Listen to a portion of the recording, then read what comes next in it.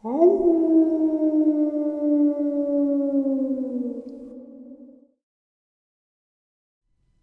greetings and salutations, everyone. I hope everyone is doing well today. Today's upload is full of, terrifying and horrifying encounters.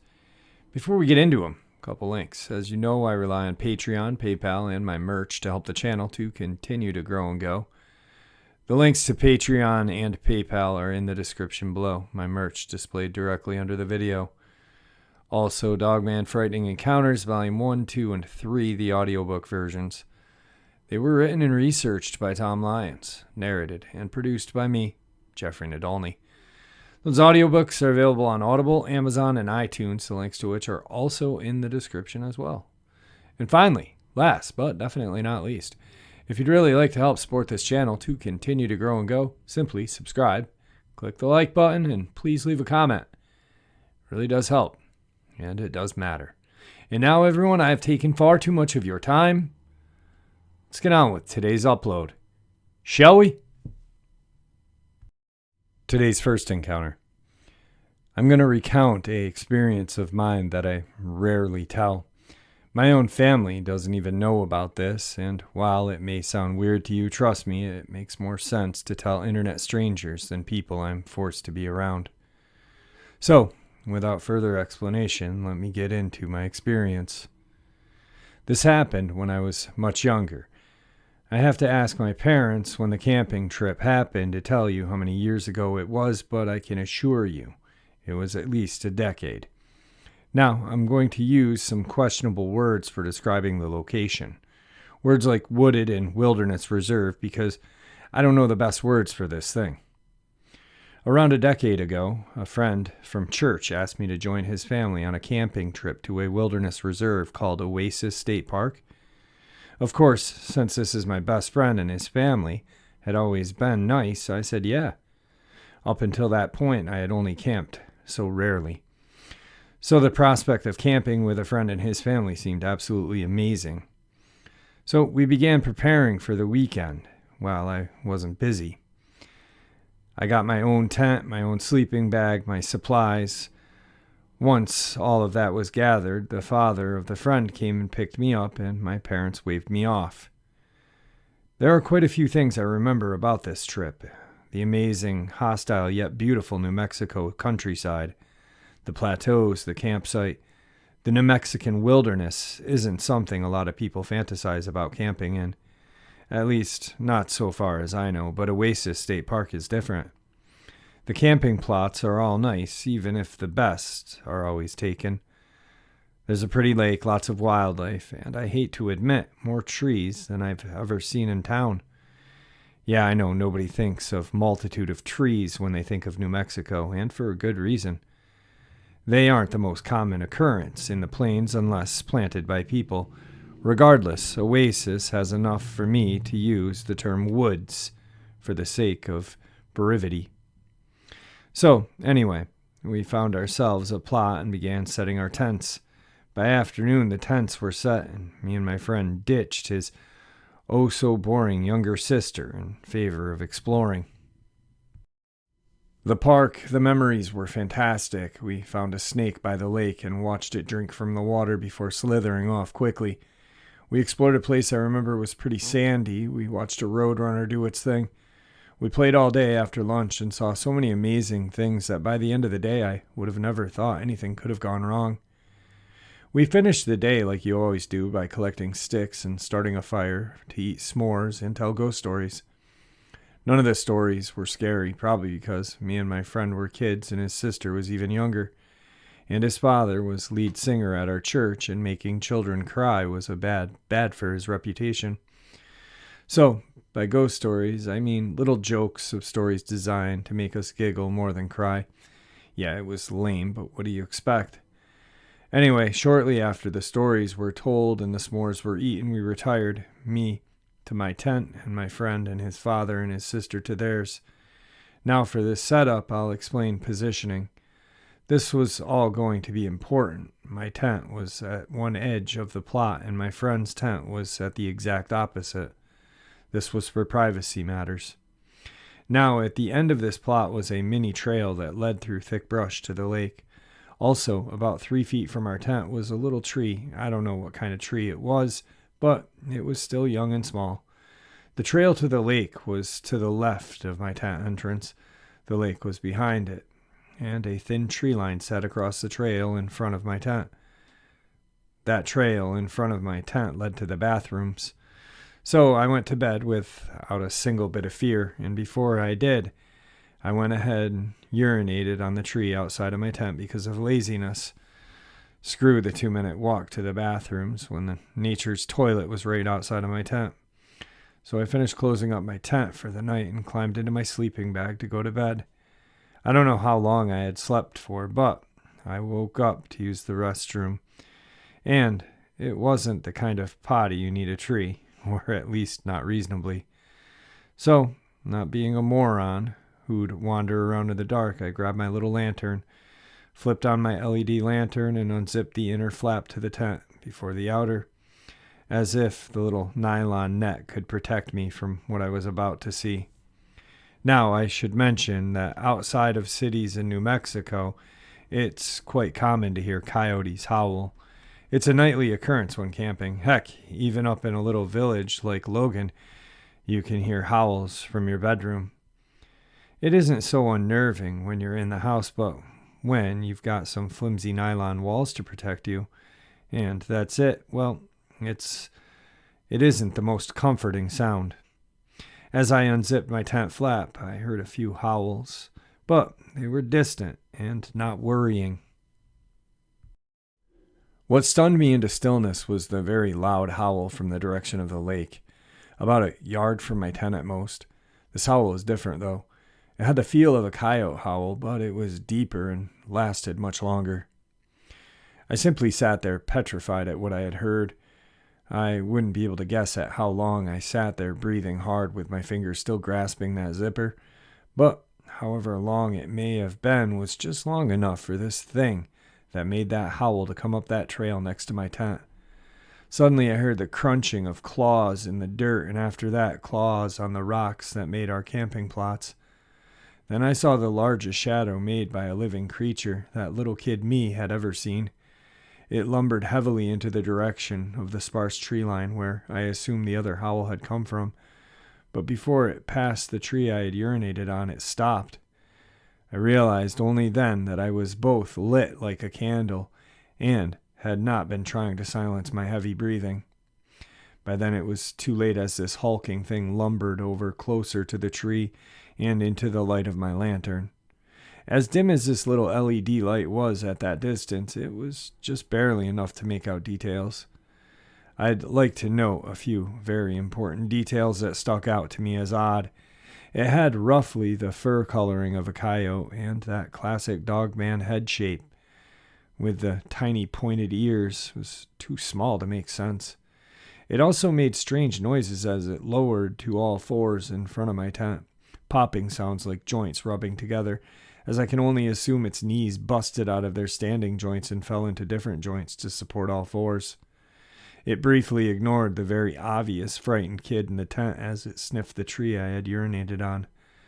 The breaths were similar to a dog's, but much longer and far deeper, almost like a horse's. Then that thing turned to me and stared straight into my eyes. Its eyes didn't glow.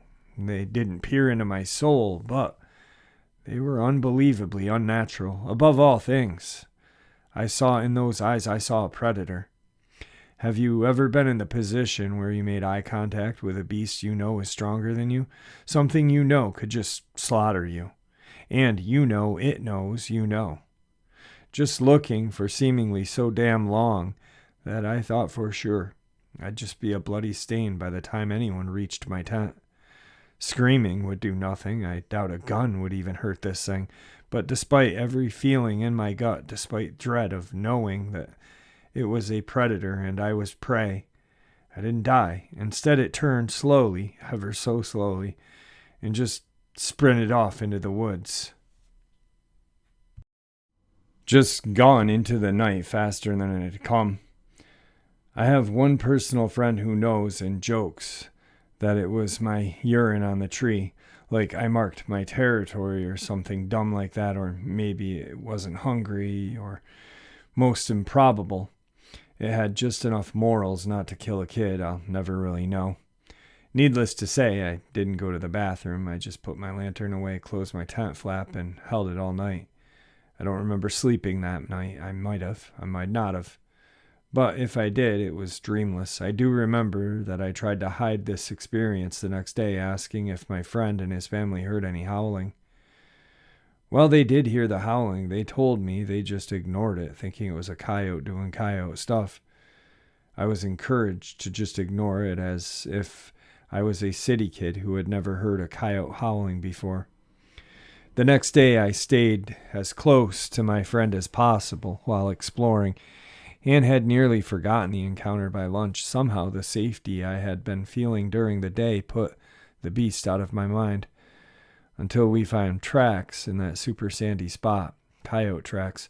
I think seeing those tracks confirmed to me that it wasn't just a dream.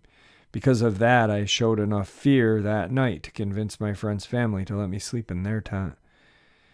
Even in the comfort of the warmer tent, more people means warmth, and in the presence of an adult dad and two other people, I couldn't sleep that night. I'd nearly drift off to sleep, and then I'd hear a coyote howl. The next day, I pretended to be sick and got my mother to drive up and take me home a day or two early. Worst camping trip of my life. It ruined not only my whole summer, but it also ruined camping. I haven't been camping without a tent buddy since, and I don't plan to. Even then, I'm never comfortable, always listening to strange noises and acting paranoid. This really messed me up, I guess, being forced to see that a human top of the food chain is utterly powerless in front of a beast like that. Seriously, I don't think I can press hard enough to make anyone realize how powerless I felt. Even today, when I think about this, I remember two things. Those eyes and that feeling. Just writing this sent multiple shivers down my spine. That said, you might be asking why I'm talking about this again, if it terrifies me so much. Simply, I want answers. Today's second encounter. I was living in an isolated coal patch, too small to be a town or a village, that considered one circle of houses. I believe there were about 10 houses, but only 6 or 7 were occupied while I was there. This was deep in Pennsylvania's rolling woods, about an hour and a half outside of Pittsburgh proper. I commuted into the city for school and work for financial reasons and just because I wanted the countryside, you know. The only store was a General Dollar. The post office could never deliver my mail because, well, they couldn't find me. And they just got Wi-Fi 2 months after I moved into the house turned duplex I was residing in.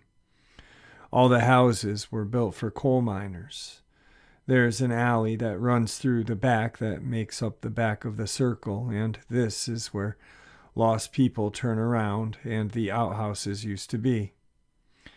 All the houses' fronts face the surrounding countryside in the woods. My place, it faces the holler, which I didn't mind until it was dark, and then I minded quite a lot. We had a gravel lot in front of the holler to park in. I had a park facing the holler, staring right into the tree line, which started a foot from my car.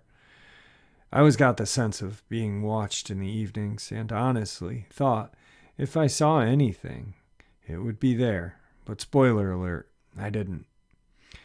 I'm going to include the holler structure because it leads to why I feel this was Dogman more than a Bigfoot. So the top half, where my car slowly pitches down into the shallow basin. Off to the right of my car, there is a sloped entry out into the basin that you can walk right into the holler proper, like it's been carved out. Same further down the road. There's half a stone wall still standing from an outhouse, but only one wall. Some wrought iron remains from the other side, but the rest was crumbled but nothing.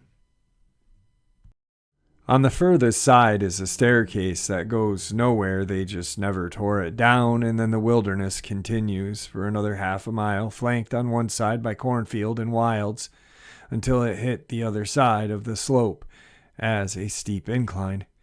Dubious ATV trail. There's an ATV trail that runs from the entrance for 1.5 miles down along the banks of the creek. It got about 5 feet deep at points and ran through the whole holler, from the street turning into the circle all the way to the fields of corn where the trail ends. The trail and the holler are surrounded by countryside, and by that I mean you can drive and not see anyone but cows for a while. There's plenty of livestock farms, and the cornfields are tall and abundant. Even when it's just an open field, the rolling hills are so vast it's hard to tell what's there and what's not. Cows, sheep, chicken, plentiful, cornfields, water source that won't freeze, mines. The mines, this area was full of abandoned mines. While I was living there, I acknowledged that yes, something big was possibly living in the mines. Cryptids were vaguely on my radar, but they were mostly just like any other woodland animal to me. You go into an environment that isn't yours, you're taking the risk on yourself, even if it's just for a morning stroll with coffee. But there wasn't much I could do about it, and because of grad school, I was too exhausted to do anything about it. There were nights I would be on my porch and I would hear a man's voice yelling for help, calling out to me, and I would go back inside and lock up for the night, like I've seen that movie. In the evenings, mine gas could be seen rising out of the holler. Every night, orbs would appear in the trees in front of my house. It became like a light show. Me, a cup of coffee, my homework, fireflies, mine gas. All in all, it was very plentiful in things to get distracted by. I knew what Bigfoot smelled like and what it felt like when they were around, having grown up in Ohio and spent my childhood visiting Salt Fork and spending time outside even in my own town. Our family ended up having rules for forest safety, and number one was if the forest comes, it's time for you to leave. My parents never said what they meant by the forest, and they never said Bigfoot or anything about that, but we did learn the smell and not to leave gifts. Kinda glad we had those rules now. Coyotes, check. I noticed that there were a lot of animal skulls scattered along the shore. I attributed these to the coyotes, who were an active community member. I spent nights listening to them and heard a pack take down a deer in the holler one night, so close I could hear that deer grunting. I became familiar with them, but only saw one once. He was beefy and the size of a German shepherd. If my neighbors left a deer carcass on the trail, it took was one night for them to pick it clean, and this happened quite often, both during hunting season and off-season. Food supplied by humans, check. So this next piece actually made my blood stop for a moment, because I remember thinking it was because my landlord was horrible. But when I moved in, there were long slash marks all along the side of my house. A few more did appear during my time there, but I was like, haha, oh that wind, because I had never lived in a house before OFC, and all my brain was on grad school. The most prevalent one I remember was by the floodlight at the back door, which I had on religiously. Slashes inciting, check. So, there are multiple times where I would go on a morning coffee stroll down the ATV trail and suddenly feel like I was being watched, followed, stalked, like too many I can count. I was too tired and stressed about grad school to react in any appropriate way, honestly. I was in a rough shape. For most of them, I thought it was the stress, but as things started getting stronger, I would sigh dramatically and say, fine, I'm going home, out loud, turn on my heels and walk back home. But that's not what I want to talk about, no. It's the smelly raccoon. Twice, on 2 different nights. Then my neighbor shot something in my yard. This was peak grad school crunch time. I vividly remember it being 1 or 1:30 a.m. because I was just letting myself do some writing on the bed. My bed was on the second floor, and I had one window in the front of the bed and another about 3 feet beside that one. I'm finally starting to relax when it hits me like a brick wall. It's this very pungent odor of musk or decay, rotting flesh, urine, horrible. It was almost like Bigfoot smell I had encountered before, but this one was more decaying, if that makes sense. Like you could smell the iron smell of blood, whereas I hadn't smelled that before as a kid. I swear my eyes were watering and I thought I had left the window open. I rushed over to close it, but it was closed. I closed the blinds, but not before. I did take a quick peek outside, turning out the lights. Nothing. The smell stayed. It didn't follow me room to room. It stayed in that area. Whatever was issuing that smell was either on the roof or right below on the covered porch. Either way, I was ducked. If this was a person who wanted in, they could easily break in through the potato quality storm door. That didn't have a lock and held only a bar of wood as a gate. They'd be in my house in seconds. I made sure my room blinds were closed and sat away from the window. The smell lingered for hours, but finally began to dissipate. I went to bed before it left, by the way. I was too tired to wait it out. The next morning, I noticed nothing different. Nothing was knocked over. No one had left a shoe print, tire tracks, or cigarettes. I continued going with my stinky raccoon theory. It was the only way I would be able to get through this because the next night Stinky was back. Again, I made sure all the curtains were closed and I didn't even go downstairs for the bathroom. I just accepted my fate was to die on the second floor that night because I was paranoid about Stinky Raccoon. So stinky, it made my eyes water. So stinky, it scared my cats into hiding. So stinky, I almost needed my inhaler. And now, so Stinky was back, and this time more persistent. Fortunately, I think Stinky was irritated that it couldn't access me, because this time the smell circled my home when I went to a different room. But I was on the second floor and had already closed all the curtains. I had blackout ones over the regular blinds, so I think I was just messing up a good time. Because that night Stinky, whatever it was, came and only stayed for an hour before leaving. Then the next morning I was set to leave for my internship. Stupid early, sun wasn't even up that morning. Heavy fog, and the place looked like Silent Hill. Sometimes we get the siren too. I was just waking up when I heard a shotgun go off in my yard. I hauled ass downstairs thinking someone had taken a deer in my yard, and I'm ready to fight, but when I get there, they're gone. I find a cartridge or whatever it was on the road in front of my house, and it looks like someone had took a shot at something in my lawn. My one neighbor didn't look at me for a long time, so I suspect it was him. He was always up early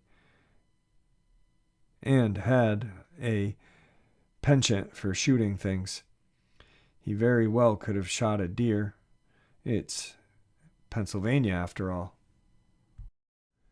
I didn't admit it because it scared me, and I never admitted it until now, probably because it's always scared me. But I don't think it was a raccoon, was it? Can you smell a stinky raccoon through closed windows and walls? You couldn't smell the skunks when they sprayed outside, and they did quite often. I am genuinely curious about this. The more I reflect, the more I think, I don't know what happened. I'm not trying to gaslight myself and leave it ambiguous, like it could have been a Dogman or it could have been a super stinky raccoon. I don't know. I'm just glad that first night I barricaded myself upstairs and didn't go downstairs, where I would have been seen. then I think I would be typing out a much different experience right now. Tonight's third and final encounter. I have two experiences, both happen in the same place, Tenkiller Lake in Oklahoma. This place has many different paranormal stories and legends associated with it, like people jumping into the lake and never resurfacing, ghosts seen walking on water, etc. So to start it off, this first is my mom's. My mom and I have a very open dialogue about everything, including relationships and, well, you know. This was probably about 15 years ago. My mom and stepdad had gone to Tenkiller for a few days to get a cheap cabin during off season. There was a lot of snow on the ground, and they were probably the only people in the area other than the rangers and such. A little setup so you can picture it. The cabin is pretty small. When you first walk in, there's a living room / kitchenette. If you walk across the cabin to the right of the kitchenette, there's a short hallway with a tiny bathroom off to the right and a bedroom at the end.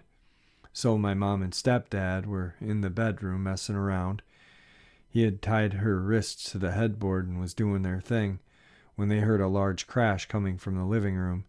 They both leaned over and looked down the hallway and saw this massive wolf-like creature standing on its hind legs and looking just as surprised to see them as they were as it. It was so tall that it was kind of bent over to be able to stand inside the cabin. All of a sudden it growled and started to bound toward the hallway toward them, turning into the bathroom at the last second. My stepdad jumped up and chased after it. I don't really know what he thought he was going to do when he caught it. There was absolute silence for a few minutes, and my mom was pretty sure she was going to either be eaten or starved to death tied to the bed. Then my stepdad came back looking perplexed, untied her. He said there was nothing in the bathroom. There was a window in there, but it wasn't even big enough for a child to get through, let alone whatever this was. And even my stepdad couldn't pry it open when he tried. There were a few legends that say werewolves and such could travel through mirrors, so my mom guesses maybe that's what happened. The second experience, I was living in Florida at the time and had come to Oklahoma to visit. I was staying at my cousin's for the week. A day or so after I got to her house, a friend of hers had called asking if she wanted to come to Tenkiller with her and some of her friends. But since I was visiting, my cousin declined. A few days later, the same friend called again, this time in absolute hysterics. Apparently, she had gone to the lake with 3 of her guy friends. One day, they had all kind of gone about doing their own thing. 2 of the guys went to different docks to fish, while the other guy and my cousin's friend went out on the boat. They had decided to meet up later at the specific spot, but when they got there, one of the guys who had gone fishing didn't show. After a little while, they started getting worried and split up looking for him. No one could find him. When they met back up at the spot, the second guy didn't show, genuinely worried. The last guy took the girl back to the cabin, told her to stay there, went looking for the other 2. He never came back. The girl was freaked out and alerted the rangers to the situation, but they just kind of brushed it off, assuming the guys were probably off partying somewhere. The next morning, all 3 guys were found lined up side by side on the beach, dead. None of them had any visible injuries, and it was assumed they had drowned, but they were waiting for autopsies to be done. I asked my cousin about it a year later, and apparently after that call, she had never heard from her friend again. And I can't find anything about this incident online. Wow. That's pretty crazy, that last that last encounter at Tenkiller. I had actually, when I had Dark Waters on, and we were talking about that experience that a lady had at a camp she was renting in Ohio, and she had seen a dogman outside of her window. And she'd called the property management company to come, and this guy came, and he didn't see it. And shortly after, left, a couple days go by, and this Dogman is in the cabin with her sleeping. And James and I both kind of were talking about how, yes, there are flesh and blood Dogman and possibly spiritual Dogmen. Not spiritual, maybe spiritual. I don't know how you'd put that. Paranormal. I don't know. I'm not saying spiritual like in godly or whatnot. I'm just saying like, portal, whatever. Who knows you know what I mean. So it's kind of interesting, like the way they described this entity pretty much is a Dogman, if you think about it. So anyway, I hope you all enjoyed today's upload as much as I enjoyed sharing it with you. And please, everyone, be safe. And may the Great Spirit watch over us all. And may he guide us down that path that, well, we call life.